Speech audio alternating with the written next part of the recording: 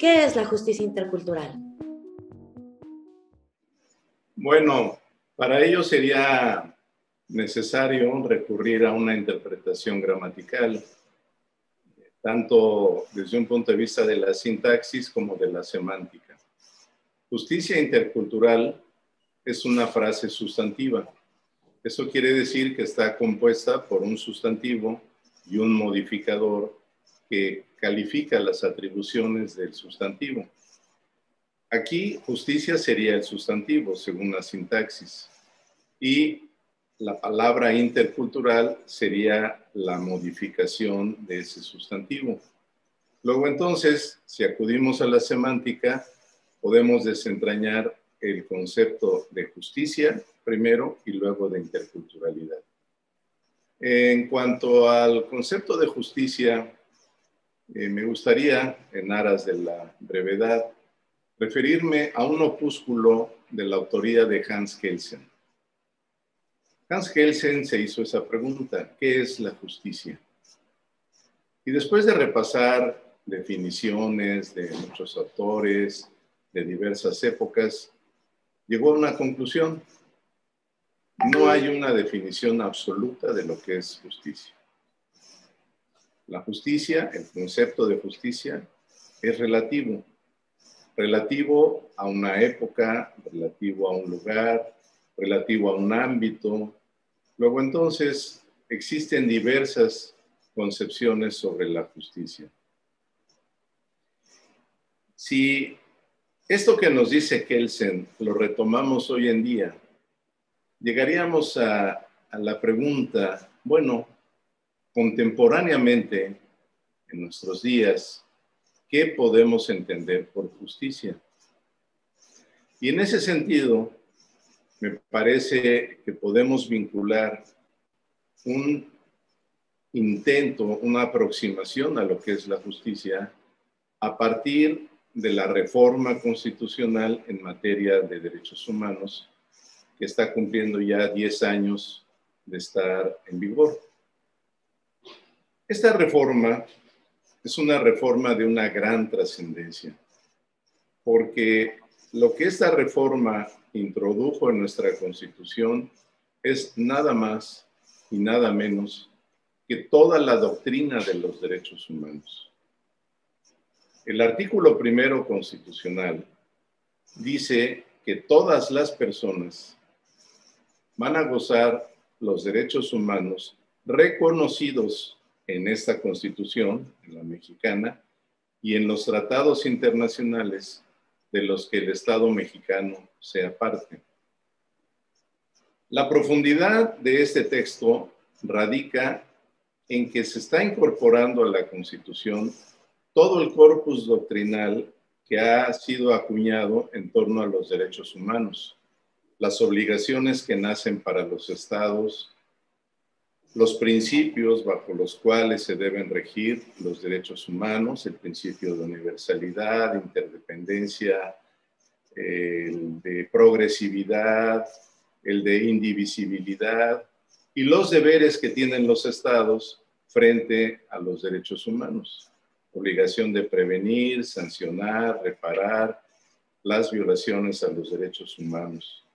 Y también las obligaciones de proteger, promover, respetar, garantizar los derechos humanos.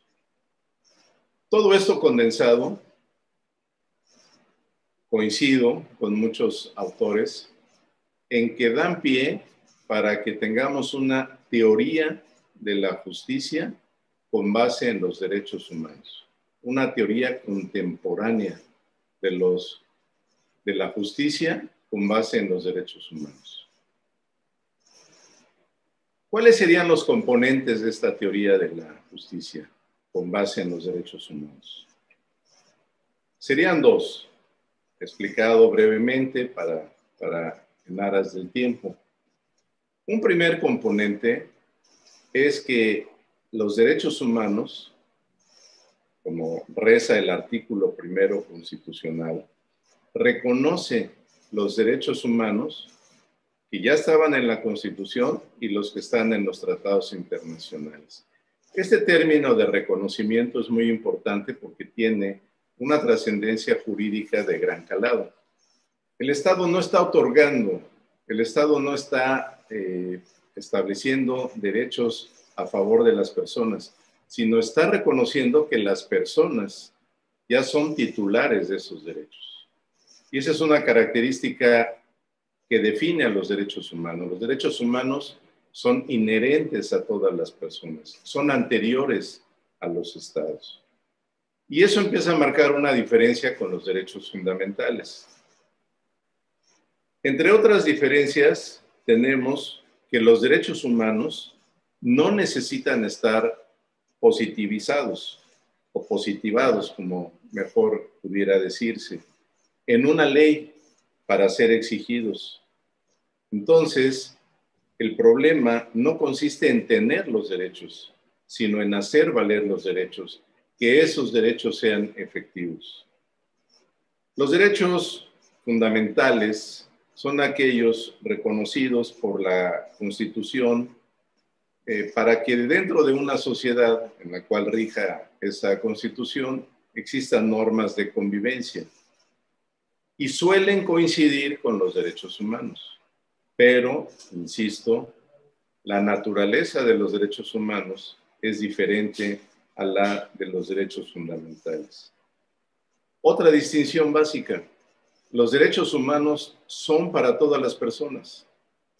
El principio de universalidad así lo establece.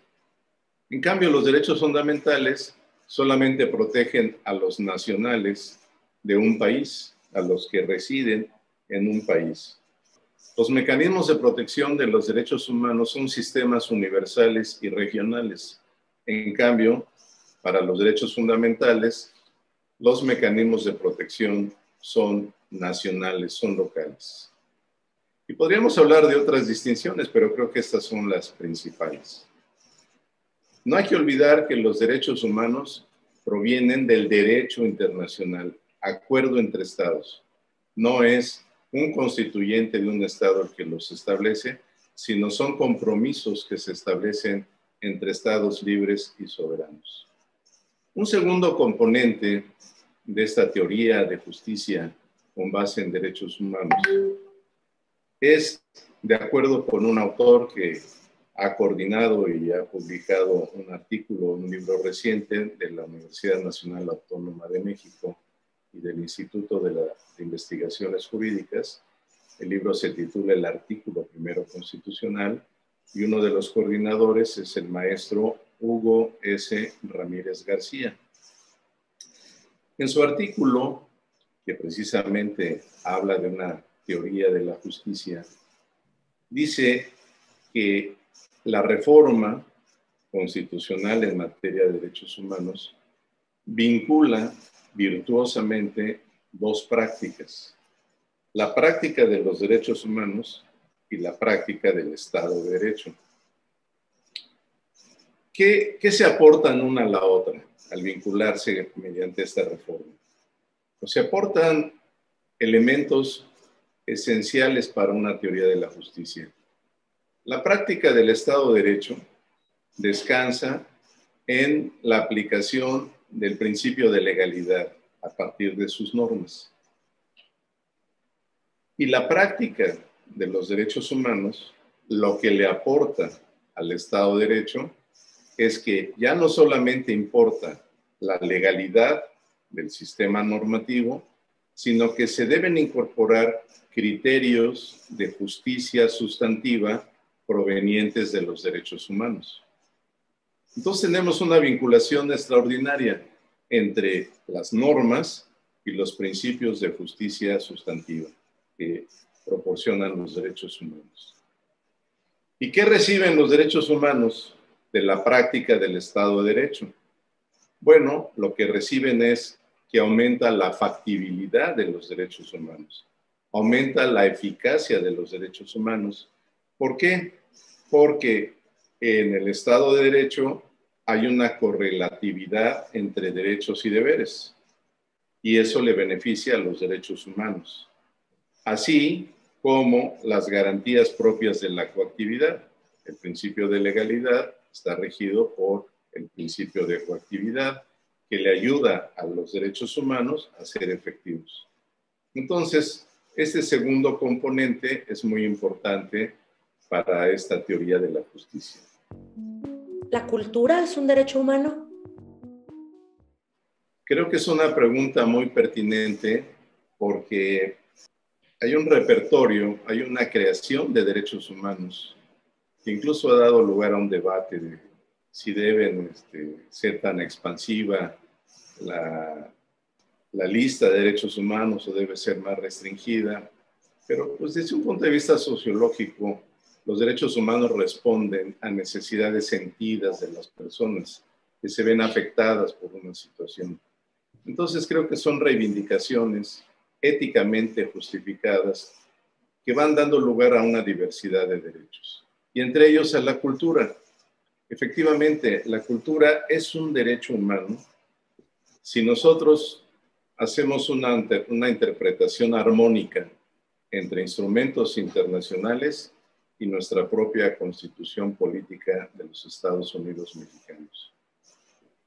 El Comité de Derechos Económicos, Sociales y Culturales, que como sabemos es el mecanismo de protección del Pacto Internacional de los Derechos Económicos, Sociales y Culturales, en la observación general número 21, dijo lo siguiente, que la trascendencia que tiene la cultura para la dignidad humana y por ende su incorporación dentro del apartado de los derechos humanos refleja o se justifica porque refleja y configura la cultura los valores del bienestar y la vida económica, social y política de los individuos, los grupos y las comunidades. Por otro lado, en la Declaración Universal de los Derechos Humanos, que como bien sabemos es un instrumento que permite abonar en la interpretación de los derechos humanos, en el artículo 27.1 establece lo siguiente: toda persona tiene derecho a tomar parte libremente en la vida cultural de la comunidad, a gozar de las artes y participar en el progreso científico y en los beneficios que de él resulten. A su vez, en el orden jurídico nacional, la Constitución Política hace un reconocimiento explícito a los siguientes derechos humanos de índole de naturaleza cultural: protección de las manifestaciones de los pueblos indígenas, en el artículo 2, apartado A, acceso a los beneficios del progreso científico, artículo 3, fracción 3, participación en la vida creativa y libertad para la actividad creativa, artículo 4, 12º párrafo, al igual que la protección a los intereses morales y materiales correspondientes a las producciones científicas, literarias o artísticas, artículo 28, 10º párrafo. Y a todo lo anterior, la Constitución añade en el artículo 4 constitucional una cláusula general de respeto y protección de todos los derechos culturales, de todo lo cual se permite concluir que existe un sistema jurídico consistente de protección a los derechos culturales en nuestro orden nacional. Luego, entonces, la cultura sí es un derecho humano. ¿Qué es la interculturalidad? Para poder abordar este concepto de interculturalidad, me parece importante referirnos a la Convención. Este sí es un tratado obligatorio, es un instrumento obligatorio. A la Convención sobre la protección y la promoción de la diversidad de las expresiones culturales. El artículo 4.8 de esta convención define a la interculturalidad de la siguiente manera: es la presencia e interacción equitativa de diversas culturas y a la posibilidad de generar expresiones culturales compartidas a través del diálogo y del respeto mutuo. De esta definición se desprenden tres términos que convendría ampliar, que es cultura, que es diversidad cultural y cuál es su interacción o cuál debe ser su interacción equitativa. Equitativa. ¿Qué es cultura? La cultura es un término polisémico. Ya dos autores, Alfred Kroeber y Clyde Clopton, recopilaron en 1952 una lista de 164 definiciones de cultura y clasificaron más de 250 distintas. A mí me parece, para obvio de tiempo, naturalmente, por referirnos a tres, creo que tres nos darían una aproximación bastante adecuada para este concepto. Cultura es el conjunto de modos de vida y costumbres de una época o de un grupo social. Cultura son los conjuntos de saberes, creencias y pautas de conducta de un grupo social, incluidos los medios materiales que usan sus miembros para comunicarse entre sí y resolver necesidades de todo tipo. Es decir, la cultura como una herramienta de resolución de necesidades de la comunidad. Y finalmente, cultura son las distintas maneras en que la gente vive en diferentes partes del mundo, clasificando y representando sus experiencias y actuando creativamente. Si vemos a las tres definiciones, vamos a observar un hilo conductor, al igual que justicia. No existe una definición absoluta de cultura y cada cultura es relativa a una época, a un grupo social o a un ámbito geográfico, a un grupo social determinado. ¿Cómo podríamos definir la diversidad cultural? Bueno, para ello me voy a guiar por la Declaración Universal de la UNESCO sobre la diversidad cultural. En esta declaración, la UNESCO, en su artículo primero, entiende a la diversidad cultural de la siguiente manera. Cito textualmente: la cultura adquiere formas diversas a través del tiempo y del espacio. Esta diversidad se manifiesta en la originalidad y la pluralidad de las identidades que caracterizan a los grupos y las sociedades que componen la humanidad. Fuente de intercambios, de innovación y de creatividad.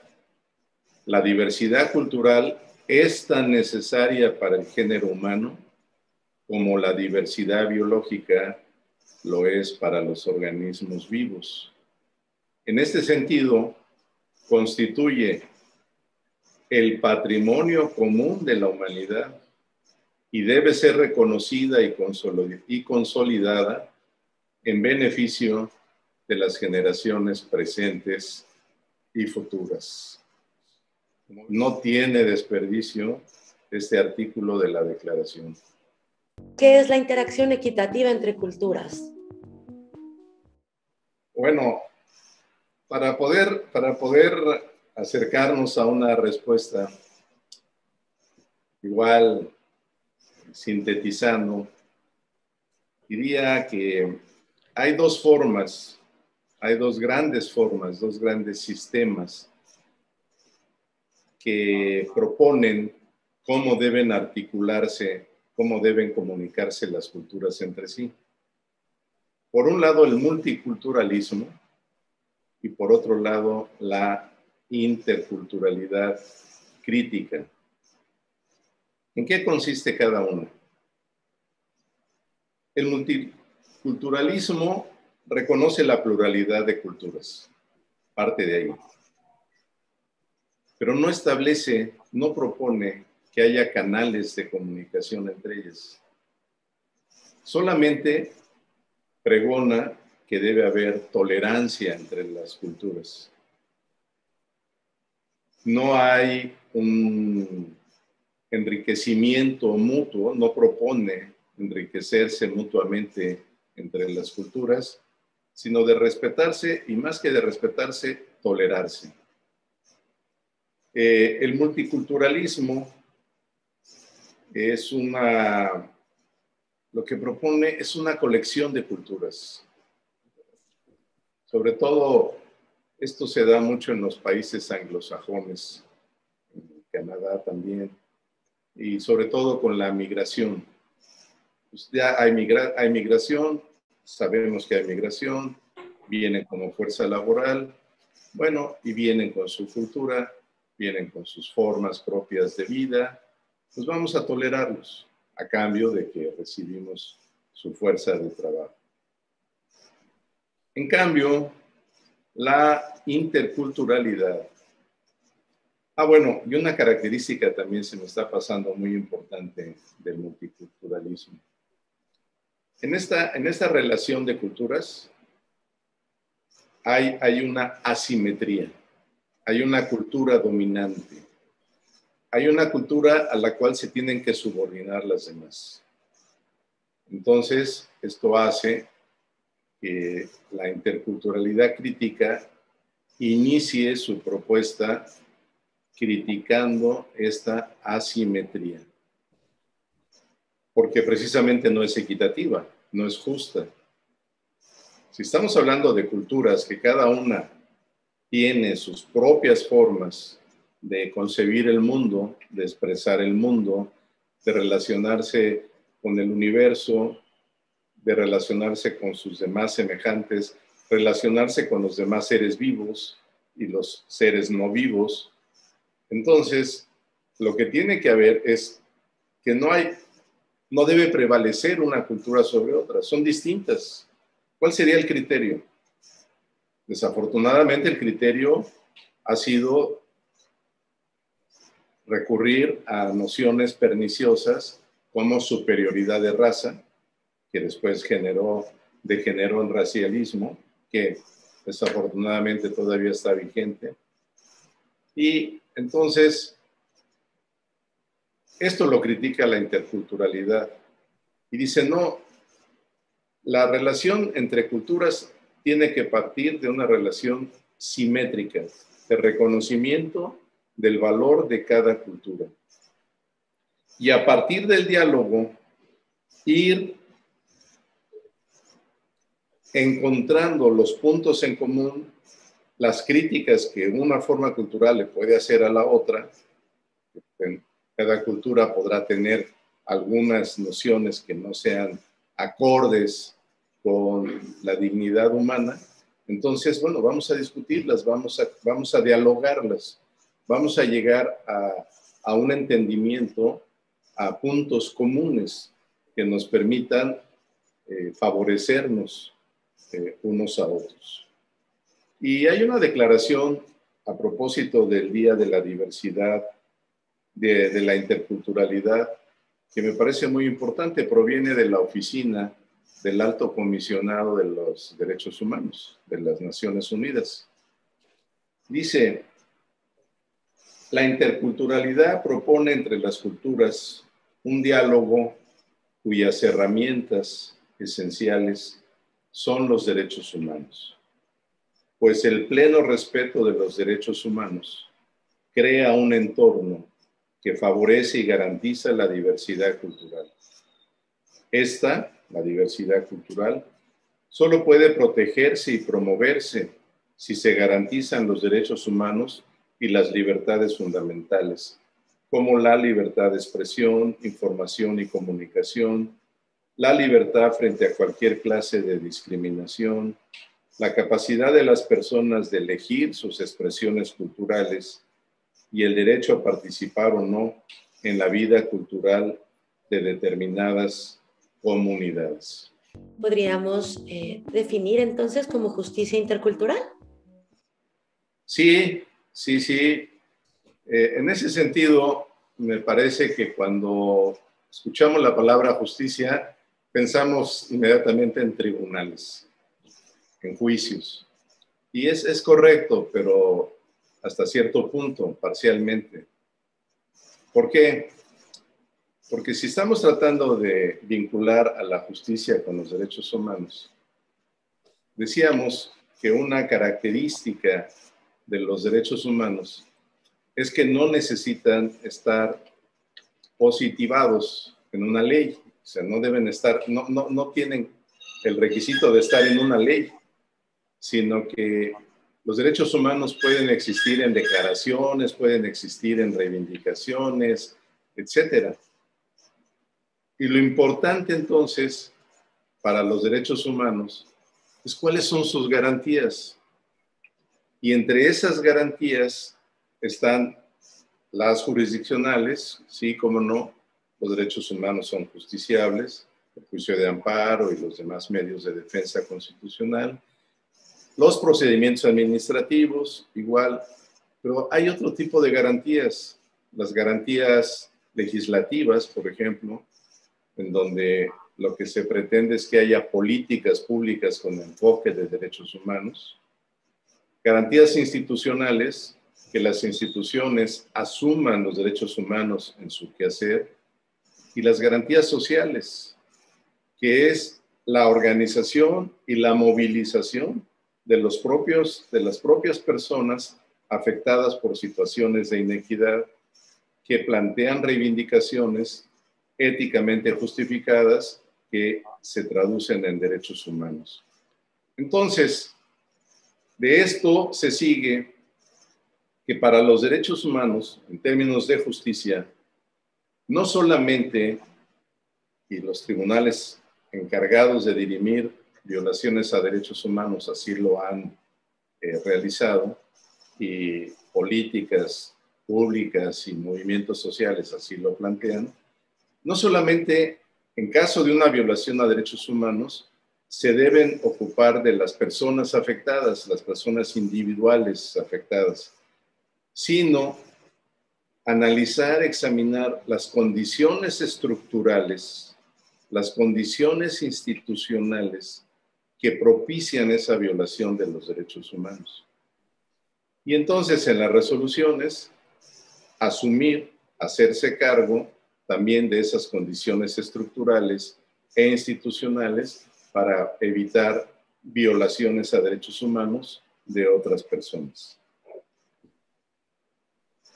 Creo que eso es esa sería la